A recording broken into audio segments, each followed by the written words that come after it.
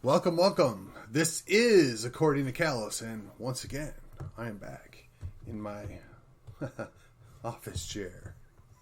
I don't rate it an Attila the Hun chair, but so be it.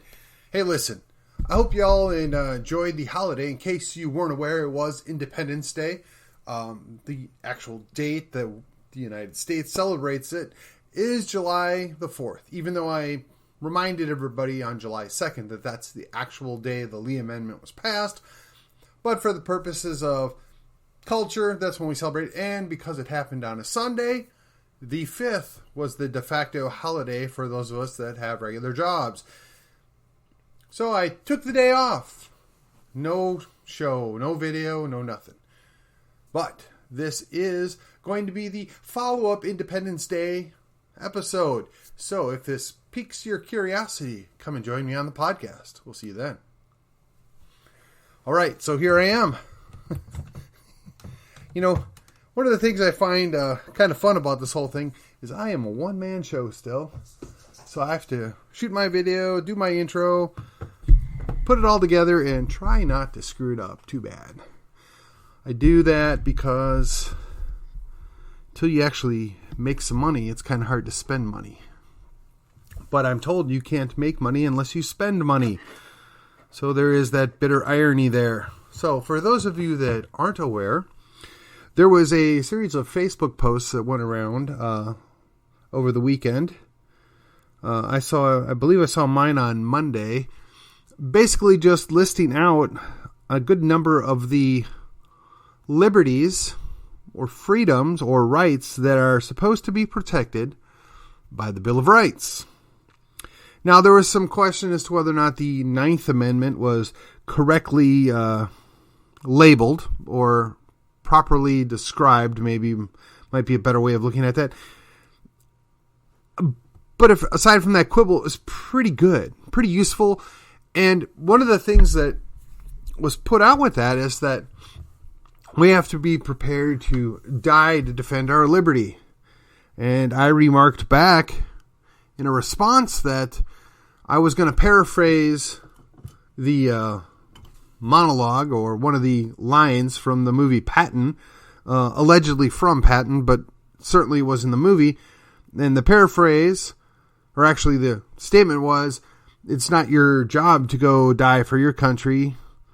You should go make the other SOB die for his country. So my response or paraphrase was, rather than my being willing to die to protect my liberty, perhaps it would be better for those that seek to take my liberty to die for doing that. Now that sounds kind of bold, right? It sounds kind of aggressive, but the underlying issue is they're the ones taking liberty, right? They're the one that is aggressing. They're the ones that are violating both the Constitution and the, let's call it, contract, unwritten though it may be, the social contract, if you will. Basically, that government's supposed to provide order. Government's supposed to just do a couple of things, and we really narrowed it down in our Constitution in this country until such time that enough judges determined that they knew better than everybody else, and they went ahead and just changed it whole cloth, and we're supposed to be okay with that. Myself, I'm not. I'm not okay with it. I'm disgusted that we tolerate it. I'm disgusted that we all sucked it up and made do for a year while both the states and the federal government completely ignored the constitutional restraints on them under the guise of a crisis, under the guise of a health emergency. Suddenly it became okay to just ignore the governing rule of law that we all live under. And I know there was plenty of our pastorals and conservatives running around chanting Romans 13, all the while forgetting that the highest law, or the highest authority in the United States at least, is we the people, and that our intentions, our law, meaning the Constitution, serves that purpose for us. And when a lesser level or a lesser operative chooses to violate it, they are the ones that are breaking Romans 13. They are the ones that are in violation of the Constitution. They are the ones that should have to force to be suffered the consequences, not you and I. So as we celebrated our Independence Day and we looked back at all these liberties that were supposed to have been protected by a piece of paper, that piece of paper has no force, no life, no influence without people willing to stand for it, without people willing to defend it, without people willing to fight for those principles. You know, I have lots of friends that are libertarians or in the Libertarian Party. And when I say lots, I just mean more than 2 or 3. And they take offense, quite frankly, of a lot of things that we Republicans tolerate or do. And I can't blame them. You know, they preach the idea that they're the party of principle. And now, truth be told, they are not always able to measure up or fulfill that principle, but they at least fight over it still. They at least take a stand. They kick people out that violate those principles, that violate their rules. There's a penalty for stepping too far out of line. Now, I guess the penalty for a Republican is to go become a Democrat, and sometimes the Democrats become Republicans. But the reality is there's really no consequence. When people violate the law, when they violate the Constitution, there is no cost to them. Oh, a court might eventually say they were wrong. A court might eventually say you can't do that anymore, but there's no cost. You know, when we looked at the people that got locked up over the last several decades, right? Some of them were, let's just say, less than legitimate, which is to say they were probably guilty or they were guilty, but because something was done wrong in the case, they got off, right? The so-called technicalities. And I got to be honest, you know, being a child that watched Dirty Harry as a kid, you know, I understand it. If you do everything, you know the guy is guilty, but, you know, you've caught him dead to rights, but because some little piece of that puzzle wasn't exactly right, well, then they let him go. Yeah, that would chap my hide. That would be problematic. But the flip side of that is even worse, right? When they wholesale ignore the rule of law, when they throw out the rules of evidence, when they no longer require that the government follows the rules, that the prosecutor has rules that they have to follow, when they just do whatever they want, when it's arbitrary, when it's capricious, when it's honestly politically motivated, both ways. You know, like even here in Collin County, it's long been suspected that there are a lot of politically motivation, how do I want to phrase this? There's a lot of politically motivated non-prosecutions. Right? Now, I'm not making this accusation because I can't back it up. I don't have proof. But I've heard scuttlebutt. I've heard, claims that, and this apparently is not an uncommon situation in probably the whole country for this matter, but I live in Collin County, Texas, and when the county prosecutor won't prosecute people for various reasons that are largely motivated for political reasons, that would be a problem. Now, I don't know if this is true. I'm not making this accusation. Let's be clear on this.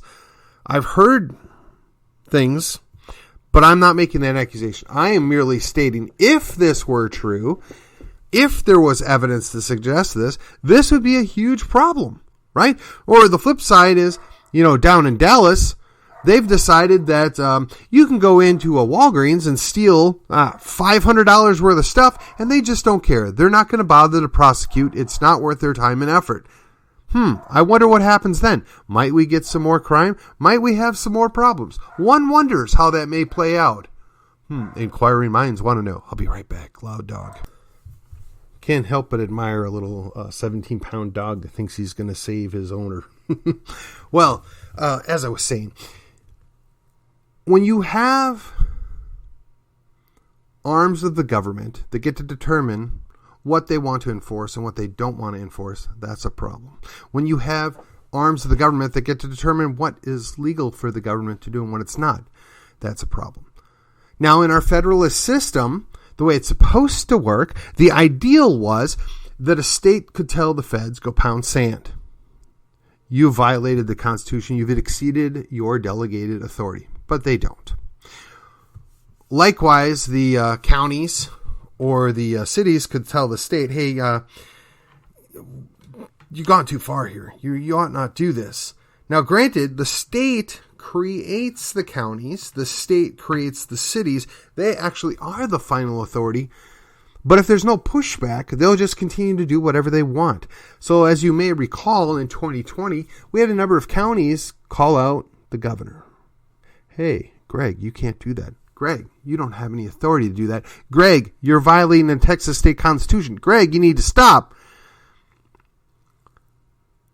He eventually stopped and now is playing like he was a good guy all along. But, I mean, we lived through this. We know better.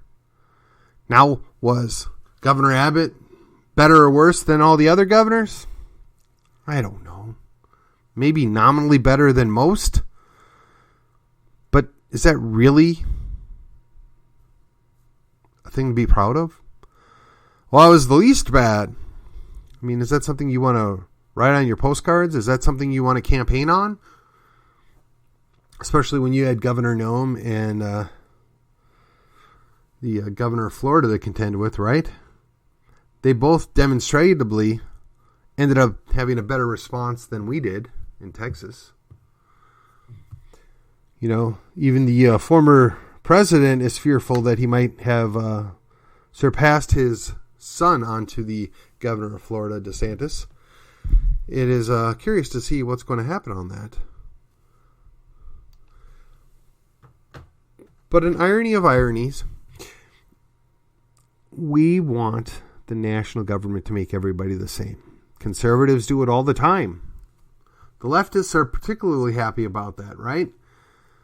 Because they know a true majority of the states wants no part of some of their schemes, but they know that if they get a judge to make it so, or they get the feds to make it so, they'll just knuckle under and do what it is they ought not.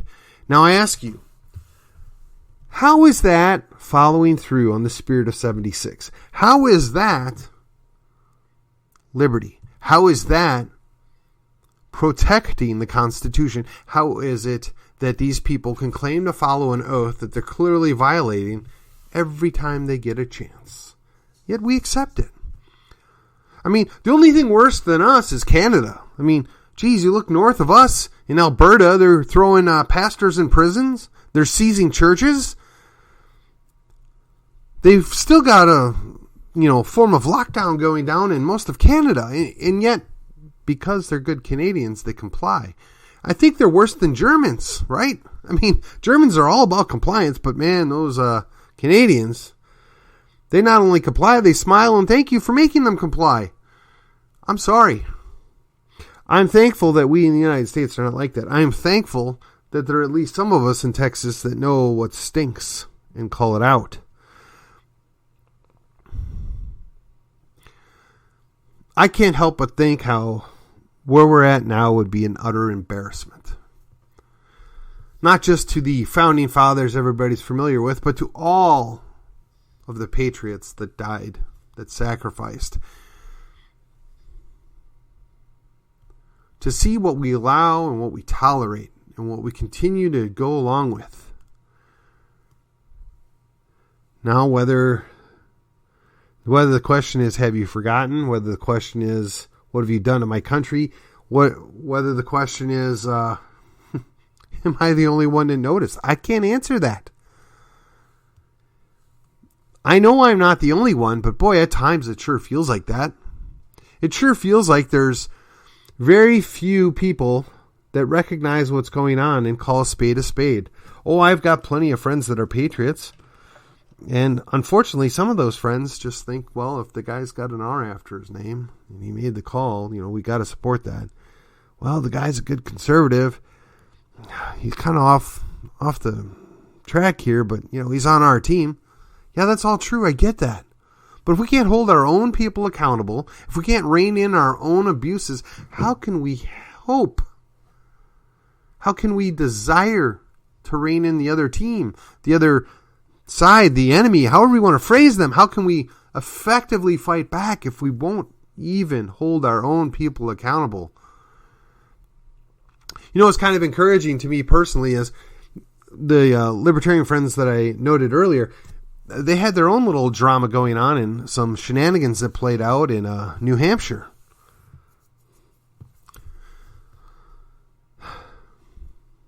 But the good guys are winning. They fought back. They had the numbers, and they're going to fix the problem. Now, you could say we did the same thing in 2012 and 2014, but did we really? You know, the Republican Party had the Tea Party insurgents, right? We threw a lot of bums out. We brought in our new people, our good people. What have they done for us lately? Where are they at now? To what extent have they sold out? I can't answer that. I mean, we've got maybe a half a dozen really good legislators in Congress, both in the House and the Senate. If I'm generous, maybe a dozen in Texas that I would say, that guy's great.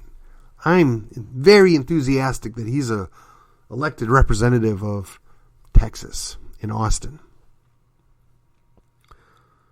The frustrating thing is you know, we go to the time and the effort, you know, to protect our liberty, to protect the Constitution, to put teeth into things. We send these people down there, and then as little as 8 years later, they've been co-opted.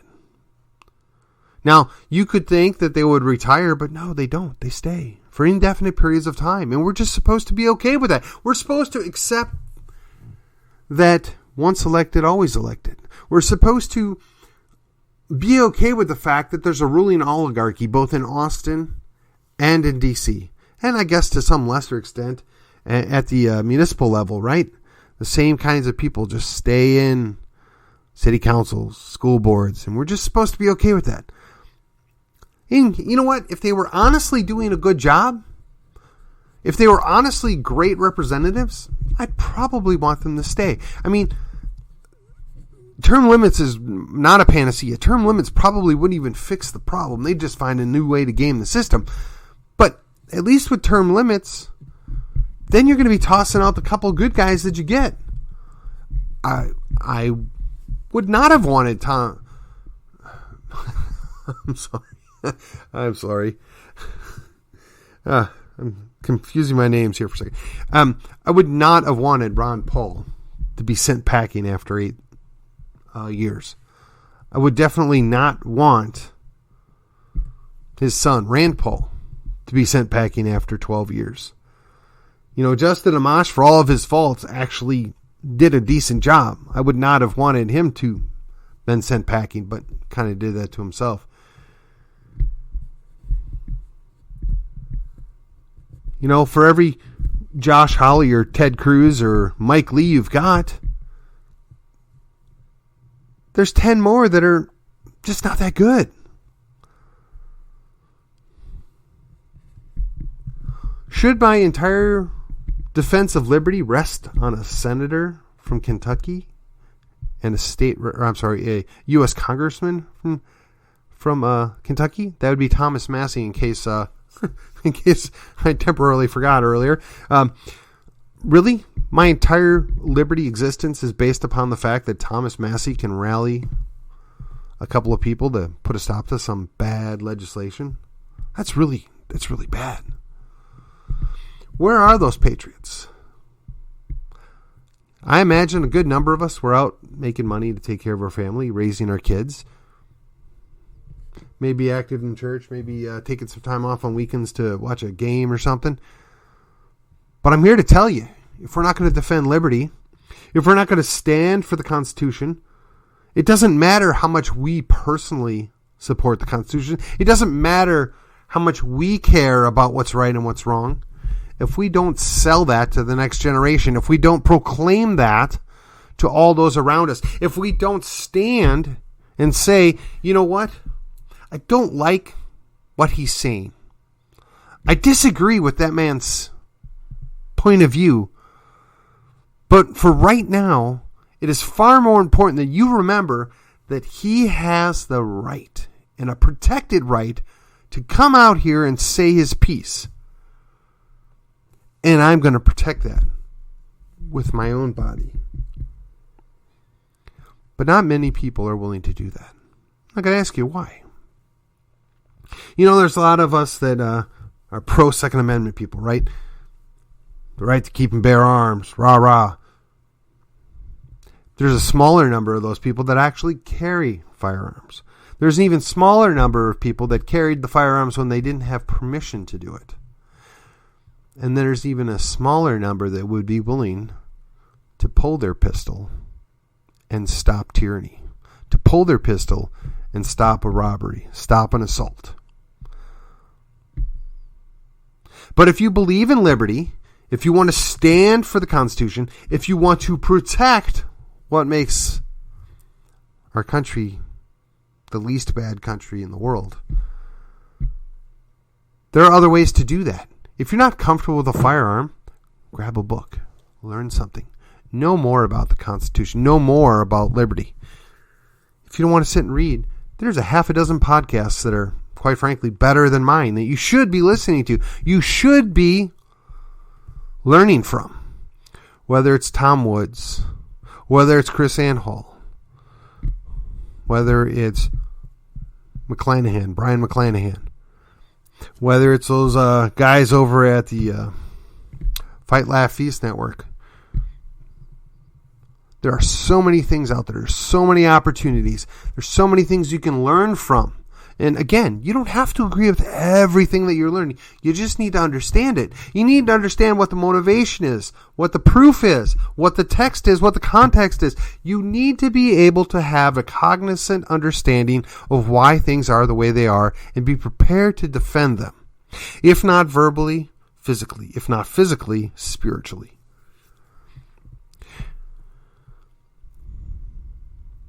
It's a challenge to me personally to deal with the idea that there are so many sunshine patriots and they're the first to cry about the last encroachment the government has done. They're the first to cry when it affects their backyard, but they did absolutely nothing when all these other things were going on. They did absolutely nothing to protect that guy next door or the guy down the street.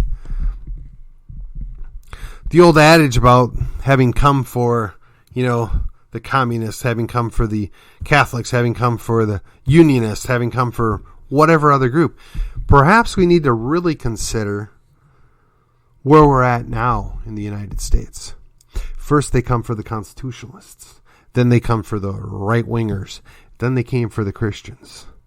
Then they came for firearms owners. Then they came for people that made scary comments on social media.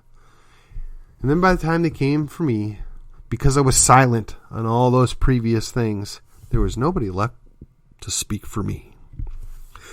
Quite frankly, that is not a future that I wish to experience. It's certainly not a future I wish to bequeath to my children. In fact, I know for some certainty that at least one of my daughters has found her hill that she's willing to die on.